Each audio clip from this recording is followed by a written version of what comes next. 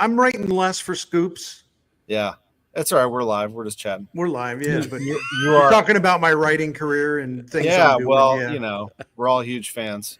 Bernie Miklasz, The Bernie Show on YouTube, Matt Pauley, Sports Open Line, Kevin Wheeler, DGS, Tom Ackerman, Total Information AM. We all come together for this one show in the middle of the day called the Gashouse Gang and then we return to our individual endeavors and like superheroes. Yeah.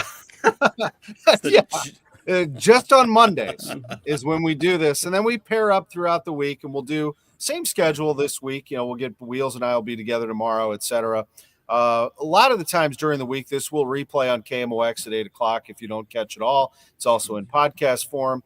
And I think that this week we have two things going on where that will not happen on KMOX. We have a football game on Thursday and we have the Billikens on Friday night. But here we are now live and we're talking Cardinal baseball. We reserve these Mondays to go all Cardinals and there's a lot to talk about. In fact, I look outside, it's a little gloomy.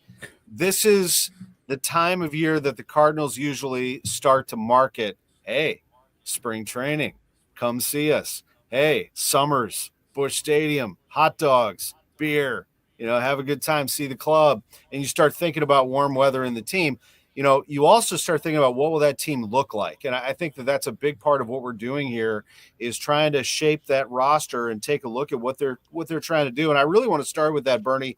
Actually, I want to skip to something that caught my attention this morning, and that is your YouTube segment on Ryan Helsley, because, we all have talked about Cardinals. They're going to trade. The scuttlebutt, of course, Cardinals are going to trade Helsley. He'll get them the biggest haul. You make the point that, hey, let's pump the brakes just a little bit. They're not completely 100% sold on trading Ryan Helsley, while they're obviously going to field phone calls, Bernie.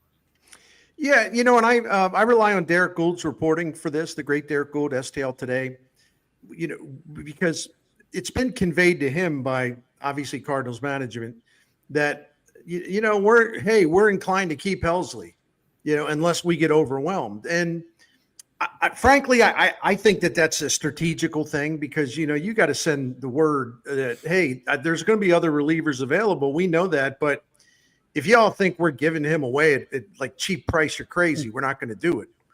So they've kind of interjected that part, which means there's at least a chance that he'll stay. Maybe a little bit more chance than I thought of or I would have guessed at. And I find it interesting, and I know I've had these conversations separately with each and every one of you, but there's only two reasons it makes sense to keep them. Number one is if Bill DeWitt, John Mozeliak, and everyone else, they believe they have a chance to have a surprising team, a legitimate playoff contender, and they would need Ryan Helsley to do that. The second reason is like, well, wait a minute. He's a free agent after next season, but we really want to sign him to a big deal. We're going to try to sign him. Neither one of those things makes sense because, first of all, they're not going to be a contender. And it also goes against kind of what they need to do is they got to find out about who can do what. Ryan Fernandez, for example, is a guy they'd have to find out about in the closer role because he's certainly capable. And the other thing is they're not going to sign Ryan Helsley to a huge contract. I mean, if you look at recent seasons, going back to 2016, actually, after 2016, if you look at some of these massive contracts for relievers, that's never been the Cardinals style. They're not going to do that. So the two reasons that would, in theory, make sense to me are null and void. They don't make sense because they're not going to happen. So, and then one other thing, and I'll shut up after that. In my timeline or in my emails, people will say, well, yeah, they ought to just go into the season with them and they can flip him at the deadline. In fact, people might be more desperate at the deadline to get him. People that didn't address it in the offseason. And that theory is plausible. It really is, except Ryan Helsley's had he's missed 103 days during seasons because of injuries and everything from a forearm, an elbow, a shoulder. He throws 100. He's volatile. He's breakable. He's an injury risk. So if you take him into 2025, with the idea, okay, we're going to flip him for something really good at the deadline. Well, what happens? Gosh forbid, but what happens if he gets blown up by a Tommy John injury or a bad shoulder? I mean, then you get nothing. So that's to me an unnecessarily risky move. Kevin, what do you think? Same idea. I mean, I think, look, everything that they're doing right now should be about maximizing a player's value. Right? I think they should be done with the pure salary dump type thing, unless you're going to eat some money to move on from an older player, Miles Michaelis or something along those lines. But if you've got a valuable player, well, no, don't just get rid of him because you want to save $10 million. But if somebody's going to offer you quality, you got to take it. We know that this is a reset year. We know that everything that Bernie said is true. We know you're probably not going to sign him. We know that he's got a chance. Most guys that throw hard are the ones that are likeliest to get hurt. There was just a study that came out. I can't remember where it was, Bernie. It might have been Fangraphs, but they just did a comparison, like all the guys with the highest average fastball from these last couple of years. 70% of them have been hurt, spent time on the injured list. So yeah, of course, I think you maximize that. I also don't have the fear of going into a season without a, quote, closer. Number one, a lot of those get sorted out. Brewers did not have a closer on opening day last year or once Devin Williams was hurt. Once he had a back injury, they didn't have a closer, and it turned out just fine. They found a guy. McGill, that nobody ever heard of, but he throws 100, and they'll put him in that position. Now, that's not to say any guy can do that, but I don't sweat that as much. I prefer having a Helsley. I prefer having a closer that is locked down, ninth inning set, great. But there's all kinds of evidence that you don't have to do that. I mean, if you go look at the World Series the last 5 years, not many lockdown closers on those World Series teams. You had Kenley Jansen in 2020, but this past year you didn't have it. You didn't really have it with Washington. I mean, Sean Doolittle was good, but Sean Doolittle wasn't Mariano Rivera. Daniel Hudson had a great postseason. Yeah, though. He did. I know this is my thing is like a lot of these teams had guys who had great postseasons, but they weren't 40 save closers. They were good. Like Blake Trinan's closing games in the postseason. He wasn't a 30, 40 save guy. They have talent. They have that ability, and you have to have the versatility and depth. And my bigger worry about bullpens is depth. Have 3 or 4 guys, 5 guys that with the stuff to finish games. And then if you have to sort it out, great. But I don't worry about that on opening day. I know I'm wrong. I know I'm crazy. I know I can be wrong. And I do prefer having that guy because it helps everything else set up. But there's just like the last handful of years, we just haven't seen that be a prerequisite for postseason success. Can I throw one more real quick? I'm sorry. It's interesting because Helsley obviously had a franchise record-setting season. Yeah. He was great and National League Reliever of the Year unanimously. But it's interesting, in 2022, it's easy to forget because I did. Ryan Helsley had 19 saves for a 93-win team. You know why? Not because he wasn't good. He was very good. But Ali Marmol had choices. Gallegos had 14 saves that year, and Gallegos was still really effective. And they used some other guys. And so Marmol approached the final couple of innings is like he had basically 3 go-to guys that he would use depending on matchups. Right. And it was Cabrera, the lefty. It was Helsley. It was Gallegos. And he didn't really have them in any particular order, although he didn't really want Cabrera to close per se. But that's an example. That's the reason why I butt back in here, because it's an example of what Kevin Wheeler's talking about. Yeah. Ryan Helsley wasn't the Ryan Helsley in 2022, Right. No, totally. I mean, 45 on the path, yeah. If he would have been, they probably win that series against the Phillies. Yes. Yeah. Well, at least they win that first game. The finger issue, but yeah, I mean, Helsley didn't become Helsley until last year. I mean, in 23, the guy missed 70 games. Yeah, I mean, look, 2006, Adam Wainwright wasn't the closer on opening day, but he finished the World Series. Jason Mott, I mean, we all joked about, how many times did we all joke about Tony La Russa refusing to name Jason Mott the closer, even though he was becoming that late in the season? Like, that's kind of my point, is it can evolve. You don't have to have it settled on opening day. Right. Boy, by the way, that Blake Trinan is something else. I mean, he is unbelievable. Matt Pauley, let's get you the last word on this Ryan Helsley situation. Yeah, for me, Kevin and I had an interesting conversation on Sports Open Line on Friday where I compared this situation in many ways to the year where they went and tried to find an outfielder from the Marlins, and Stanton didn't work out, and they end up with Ozuna, and then the Brewers end up getting Yelich. We know that Devin Williams is out there, and we know that Ryan Helsley is out there. I like that the Cardinals are saying that they're going to be patient. I think in many ways that is posturing, like we've alluded to. But I would hope that the Cardinals can sit back on this one and let the market kind of play out, and then who's left maybe will give you a little bit more. And it doesn't always work that way. Sometimes who's first is the team that gives you the most. But in this situation, I'd like to see Devin Williams get moved before the Cardinals move on from Ryan Helsley.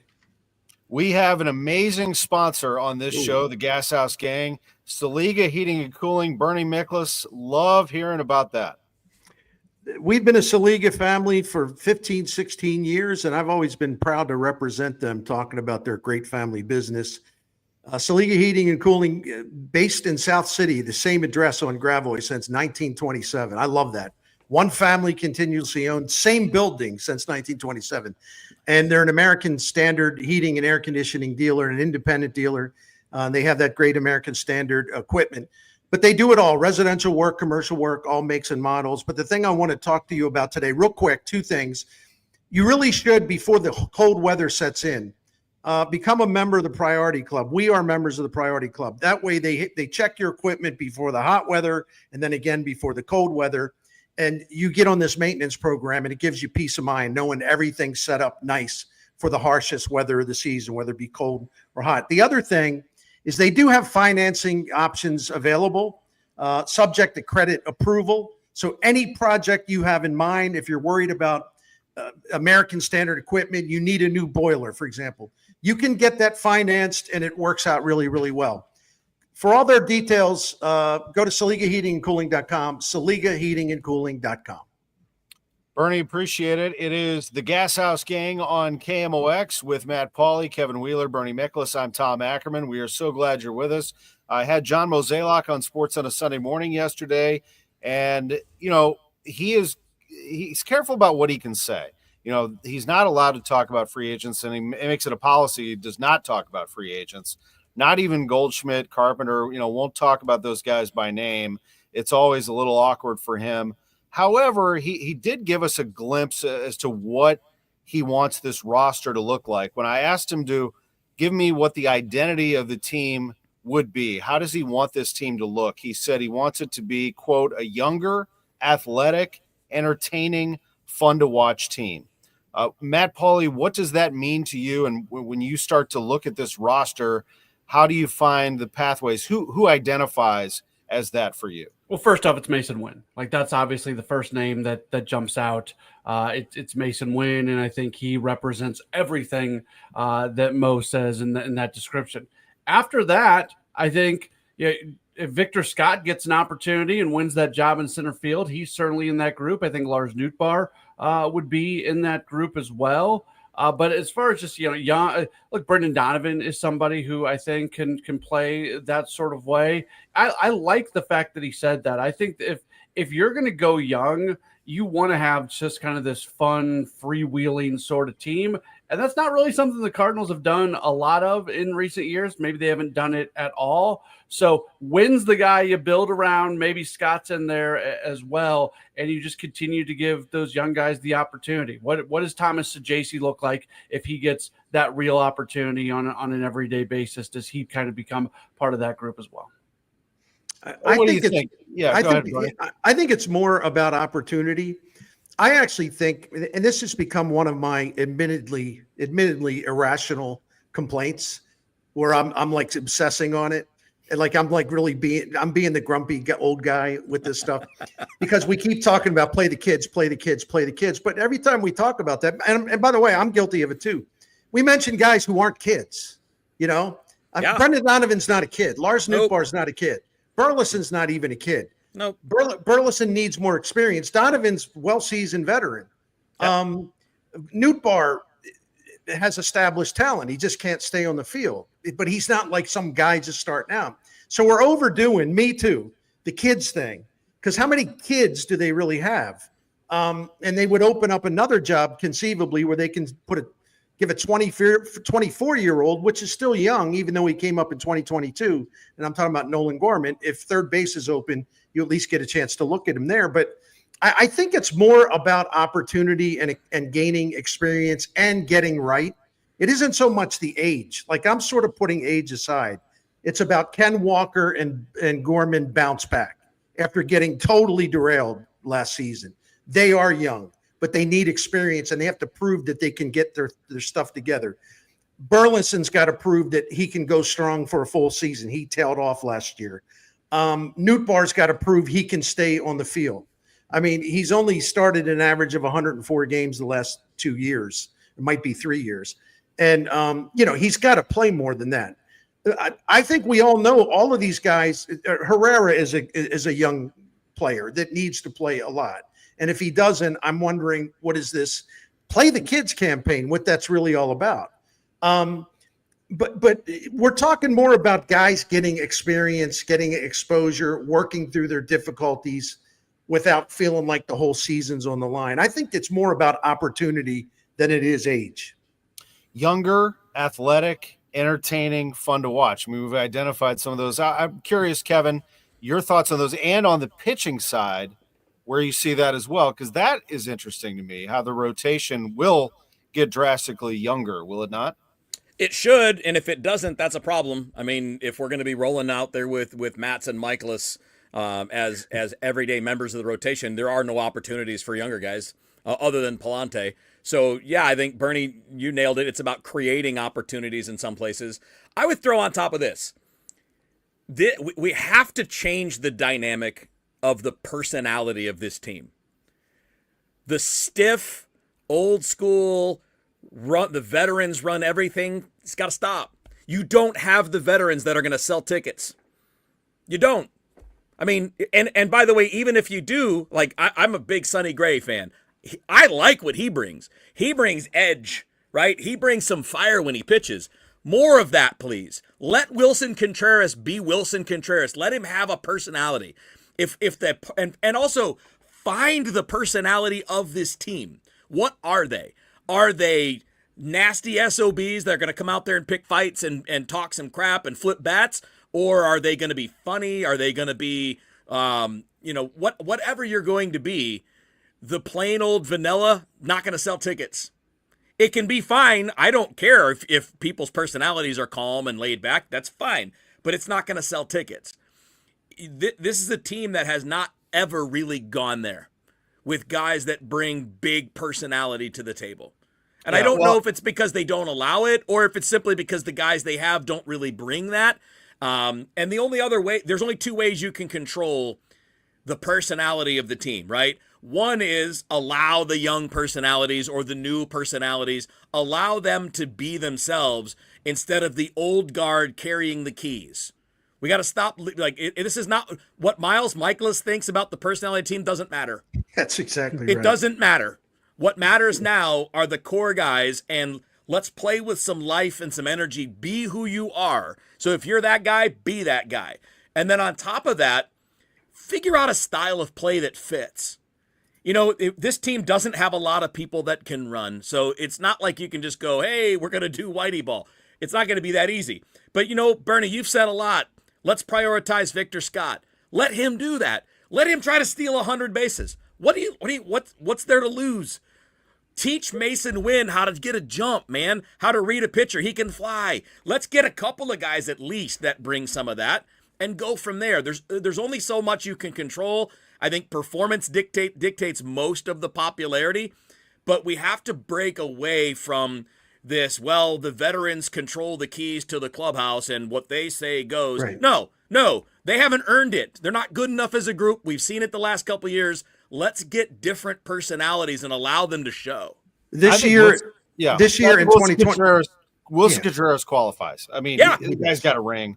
Yeah, he's the kind of guy you're talking about. In fairness, Kevin, I will counter and say they did have a guy who would drop F-bombs every time. I mean, Lance Lynn firing. Yeah, but he had a 5 ERA. I know, exactly. So it's not always about that. Give me guys who are going to produce. I mean, I love the personality stuff, but I think But if you're not going to be good, you got to have a draw. yeah, you got to have something. Go ahead, Vern. I think it isn't just 2025. I think it's 2025 and 26 over the next 2 seasons. The personality of this team should evolve rather dramatically because JJ Weatherholt will be up here sooner than later. In fact, Baseball America projects that he'll arrive later in this coming season. Yeah. And you know, Jimmy Crooks is listed by Baseball America as a guy that will be ready for the majors at some point in 2025. Yeah. Quinn Matthews will be ready for the majors. Baseball America says early in 2025. But wait a minute, we can't displace Miles Michaelis though. That'd be throwing in the towel. Anyway, Tink Hence, if you get paid, you play, right? That's kind of no, exactly. Tink Hence, according to Baseball America, will be ready at some point in 2025. And that's a partial listing. And so JC's already up here. Yeah. The personality will evolve. This has to become, and I'm not passing that torch to any one player. It's got to become Mason Wynn's team. It's got to become Brendan Donovan's team, who is got natural leadership abilities, and he's a fiery guy. He's ultra competitive. He's got a personality. He's always deferred to the 2 grumpy guys in the clubhouse. Then when Weatherholt gets up here, some people will laugh at what I'm saying. I'm talking about personality type. I'm talking about confidence, bordering on cockiness, bordering on competitive arrogance. When he gets up here, they're going to have a Bryce Harper type, personality-wise, because that kid is exactly like Bryce Harper in terms of the way he's wired. I'm not saying he's going to have the career. That's not the point. We're talking about, as my friend Kevin Wheeler mentioned, about changing the personality of this team. Quinn Matthews, a Stanford guy, really, really smart, has got great wit. He loves to talk ball. He loves to teach ball. He's one of these guys I can see holding court in the clubhouse, talking about pitching. So the next couple of years, if Jimmy Crooks gets up here, hard-nosed guy, right? Hard-nosed catcher, who's very talented as well. They're going to have an influx of young players who can take over this team and give it a much better personality rather than like, shh, be quiet in here. He doesn't like that, you know. Or in one story, Mason Wynn, when he came up to the majors, went to give someone a high five, and the person, we don't do that here. Oh, God. Yeah, God forbid you all have some fun. Yes, baseball, that's right? the thing. Go have some fun. If you're not going to win 95 games and win the division, be fun. We don't do that fun. here. That's the biggest. Let's have a home run celebration, right? Let's get a Blues helmet and a hockey stick. Let's do something fun in the dugout. Let's have an entry for whoever does close games. Let's make it like a concert, like they do in New York, like they do in some of the other places. Like, yeah, let's have some fun. Yep. Imagine that, right? Let's have some energy. Imagine that. Well, we can't have that here. We can't be putting on these shows. The Gashouse gang with Kevin Wheeler, Bernie Miklasz, Matt Pauley. I'm Tom Ackerman. Let's continue this conversation about personality. Matt Pauley, I want you to check in on this as well. You've been around a lot of teams, and you came into the Cardinals situation last year and saw, I mean, it was, again, they were losing. But I agree with my colleagues here. I mean, it was stale, flatline. Let's go. I mean, get some life in there. Yeah, so from a major league standpoint, I've been in 2 places. I've been in St. Louis and I've been in Milwaukee, and you could not have 2 different places when it comes to the environment in the clubhouse and the type of things that are valued inside of the clubhouse. The Milwaukee clubhouse is a bunch of guys showing their personality, having fun. You know, one of the things when I was in Milwaukee that was talked about a lot was that when players showed up to Milwaukee for the first time, they felt comfortable being themselves. There wasn't this whole, hey, you got to walk in, you're a big leaguer now, so you got to act like a big leader. Obviously, there's a level of professionalism that you need to hold yourself upon, but that's not what I'm talking about. I'm talking about guys feeling comfortable, showing their personality, walking in. And Milwaukee, they emphasize that, and they try to find guys who are going to fit into that clubhouse. Not everybody's best friends, but everybody has a lot of fun there.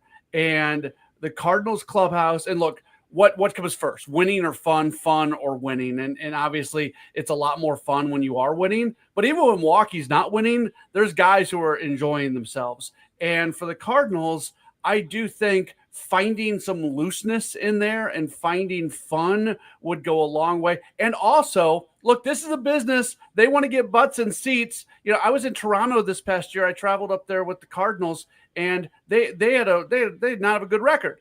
That place was jam-packed and it was busting and there was all kinds of energy. And at one point there's a song playing and like some Blue Jays are kind of dancing in the clubhouse a little bit or in the dugout, and they show video of that and everybody was into it. Like you want to draw people into the ballpark. Well, have personalities that people connect to. And to the point that's been made here, I don't know if the Cardinals have that. I think right now Mason Wynn is the closest thing. If you go ask a 12-year-old kid who their favorite Cardinal is, I bet about 80% of them right now are going to say Mason Wynn. Outside of that, what about Newbar? What about Newbar's personality? I think it's fallen. I think he hasn't stayed on the field enough. So I think that's fallen off a little bit from where it was a year and a half ago. So the Cardinals have got to be able to get a spotlight on who these players are. And that also is from a business side of things. We talk sometimes about Anouk Durante coming in as one of the as the new president. And I think he's got a role in that as well. This is an organization that really needs to focus in on the fun of baseball. Absolutely right. Kevin Wheeler, I said it early last year when Wynn started to grab that shortstop job. You got to get those 0 jerseys in that team store immediately. I mean, if you want to grow this team, it starts with the kids. You got to get them on board, do you not? Yeah, and here's the thing. I think we all agree, so anybody that's going to message us or get mad, we all agree that the number one thing is building a good team. Mm-hmm. Okay, we all agree that the best thing you can be is a good team. Go win 95 to 100 games. Like, we all agree with that. But what we're talking about is in the middle of a reset year where you're not exactly sure what you're going to be, you do at least need to be entertaining, and you do need to understand the younger sports fan. Younger sports fans are as attached, if not more attached, to individual players than they are to teams. They get attached to the personalities. So, some of this is, who's the Cardinal with a social media presence? Who's the Cardinal that streams playing games on Twitch, who gets involved? Because I know big leaguers all over the place that are doing those things, that are engaged, they're making those connections with fans. And I'm not saying force anything. Don't make someone do it. Don't go to don't go to Nolan Arenado like, buddy, we need you on Twitch playing Call of Duty. Like, no, I'm saying, but let people be who they are and put the spotlight on the players and the personalities that younger fans are going to draw. People that are our age, we're all middle-age-ish somewhere. Matt, you're the baby of the group.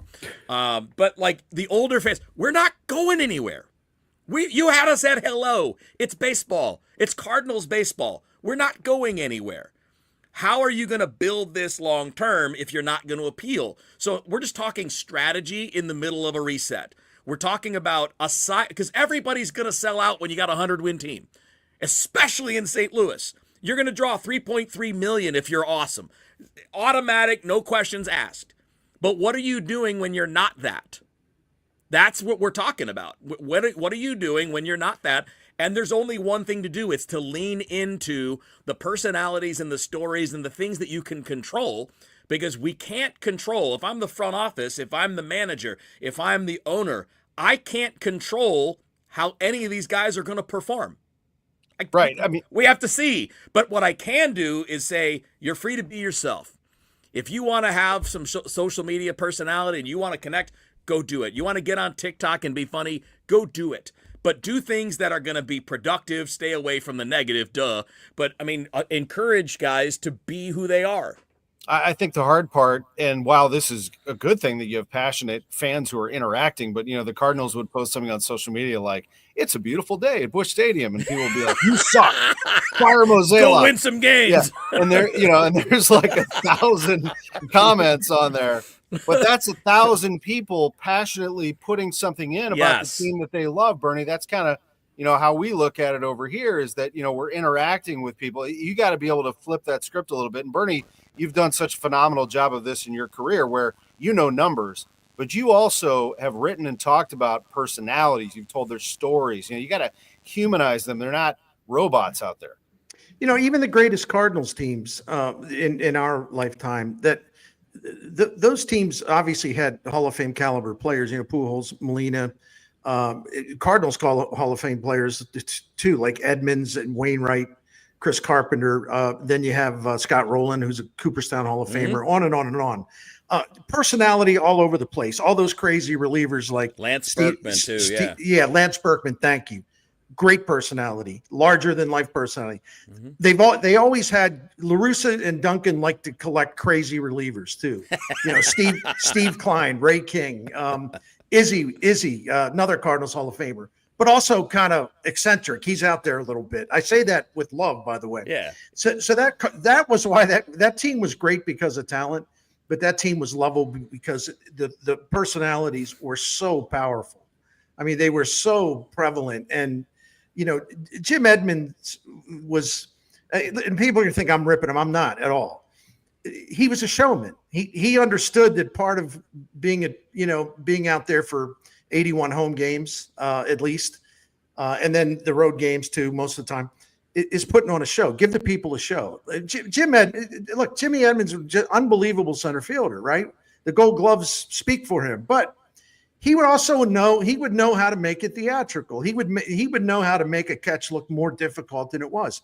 He had a showman skill for the dramatic and the flair. And we as people couldn't get enough of that. It was highly entertaining. And it's okay to understand that part of your job, and I think that's what will happen with these younger generation that are moving in. It's okay to have fun. It's okay to strut it a little bit. It's okay to create energy within the crowd by transferring your energy to the crowd because they see you having a great time. They see you maybe acting a little goofy or whatever it may be. When Weatherholt gets up here, they're going to see, man, that kid thinks he never makes an out. Look at him. Look how cocky he is. The guy's arrogant up there, man. He's just like looking at pictures and it's just like, you ain't going to beat me. And that's why I say the Bryce Harper effect. Fans love that stuff. They hate it in Cincinnati and Milwaukee if the Cardinals are doing it, and Chicago. Fans here need more of that now because Goldie, a great player, but no personality whatsoever. Arenado, a great player, but as soon as you lose 2 in a row, he's like, just kind of keep away from me, everybody. When Molina and this is unfair because when Molina and Pujols and Wainwright checked out, they were going to lose a huge chunk of their personality anyway. There's no way to replace that. You can't go, oh, we can replace it. But it's time to now sort of collectively develop a fun personality that's got a lot of spirit, that's a little eccentric, a little wild, not wild off the field. You know what I mean? No, they really need that. And yep. Tom Ackerman, that's why I'm glad you shared what John Mozeliak had to say yesterday on Sports on a Sunday morning, because it's sort of proverbial music to my ears because he's exactly right. That's the kind of team they need to put on the field, even if it's a 500 team or 5 games below 500. At least that personality will make it interesting. Guys, why did 65 million people just watch Mike Tyson fight Jake Paul? Was it because of the skill level of either fighter? Was it because it was going to be a really good fight? Or was it because of the personalities involved? It's because of you honking for it. It's because of Kevin Wheeler on every show on Camel X for weeks.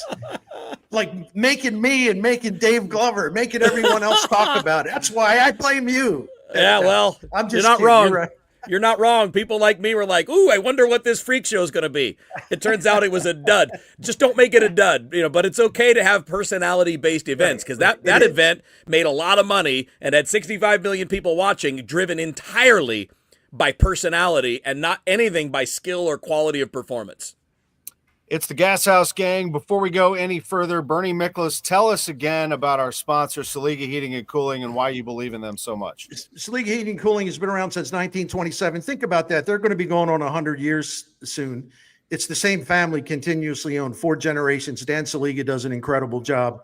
And what I always like to say, think about the credibility that they have being around almost 100 years, the same family, the smooth transition all through the generations. Man, what trustworthiness, credibility, knowledge, professionalism. It's part of the family blood, man. It is the family business. They take such great pride in it. So listen, before the winter weather really hits us, call them up and say you'd like to become a member of the Priority Club. And that way it's a maintenance club. And they'll check your heating before the harsh cold weather, make sure everything's okay. You get peace of mind. And they have that American Standard heating and air conditioning equipment, which is top of the line. But the preventative maintenance will give you peace of mind. And sometimes they'll catch a little problem before it comes a big expensive problem. And you do that in the summer, before the summer, with your air conditioning. Hey, financing options are available subject to credit approval. Don't forget about the American Standard equipment. You can see the store by going to SeligaHeatingandCooling.com, SeligaHeatingandCooling.com for details. There's free quotes. You can contact them online or by calling 314-481-7333. I am proud to represent Seliga Heating and Cooling and ask you for your support of Seliga Heating and Cooling. With Bernie Miklasz, Matt Pauley, Kevin Wheeler, I'm Tom Ackerman. Just a couple minutes left to wrap up the Gashouse gang. So let's just go around the horn and let people know what we're up to and what we're concentrating on here before our next show. Kevin and I will be on tomorrow. But Matt Pauley, what do you got going on tonight on Sports Open Line? Yeah, Sports Open Line, 6 o'clock to 8 o'clock this evening. And we'll talk. We talk just like we do on this show. We make sure to talk about the Cardinals at least for a little while every single day. But obviously, we'll look back at a weekend for the Blues where they win just 1 of 3 on the road. Mizzou football, they almost got one against South Carolina. And I thought it was a really, really compelling NFL weekend. The Buffalo Kansas City game was great. The Steelers Ravens game was great. Last night's Chargers Bengals game, the way the Bears lost to the Packers. There was a lot of really interesting things that happened this weekend in the NFL. So we'll talk through that as well.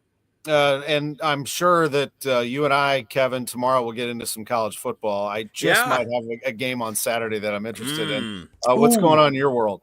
Yeah, so I mean, obviously, I'll focus this on DGS for a second because while we are obviously an afternoon show that talks about breaking news and Bigfoot and aliens in the ocean and things like that, we do a lot of sports, man. I mean, we talk Cardinals every day. Bernie joins us twice a week, so we're always going to have a Cardinals fix, and we do some baseball just about every day, but we've been mixing in NFL. I've corrupted Dave and Rachel and Andrew, to be honest with you. I got the sports guy thing, and I found a lane to kind of exploit it. But, I mean, we really do a lot of these topics.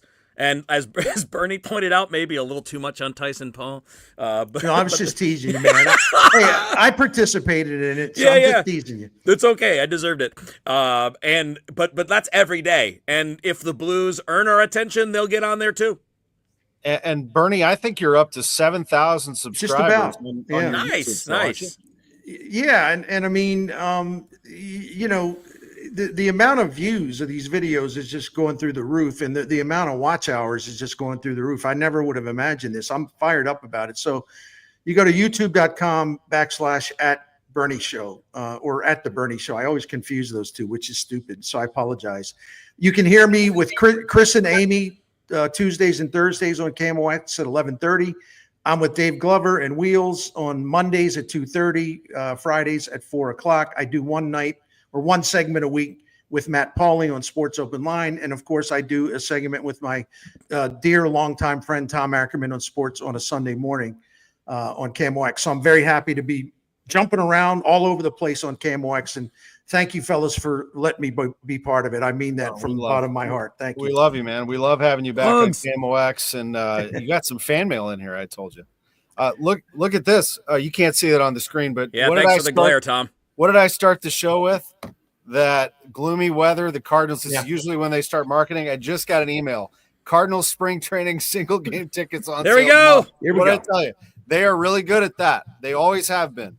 As soon as it gets to be garbage weather, they make you think about palm trees and drinks in the sun. Hey, can we take the Gashouse gang down to Jupiter, all four of us? Ooh, I like it. All right. I know Matt and I are going to be there for sure. We need to do it. Yeah, but you guys are never there at the same time. No, it's true. It's like Clark Kent and Superman. Can't be in the same place at the same time.